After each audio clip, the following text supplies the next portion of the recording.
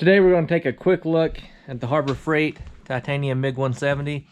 This is a 240 or 120 machine. It'll do flux, MIG, and also regular MIG, and you can put a spool gun on it. They're regularly $5.69. My buddy picked this up on return for $3.89. About 24 pounds. As you can see, you look at the ground clamp. It's not been welded with a lot. If you look on the back, there's your gap hookup, and you can change it from 240 to 120. He's ran back down to get some flux-core wire. This isn't going to be a full review or anything like that, just kind of an overview of it to see how it welds.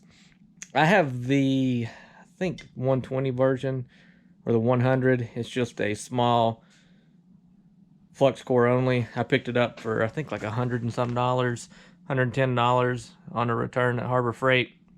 If you don't know, Harbor Freight has came a really long way with their welders from the old Chicago Electric days. So if you're in the market for a new welder, I would suggest looking at the Harbor Freight welders.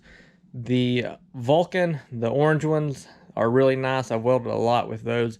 They actually weld better than the Lincoln that I have. So we'll be back here in a second with some flux core wire, and we'll lay some beads down and see how it does.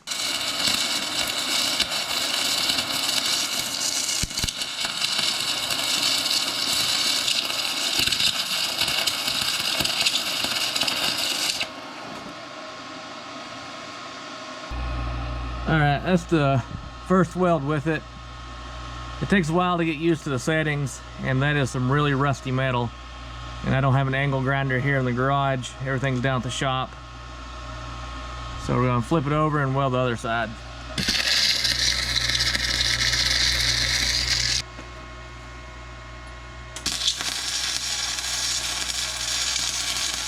Ew, that's super fast.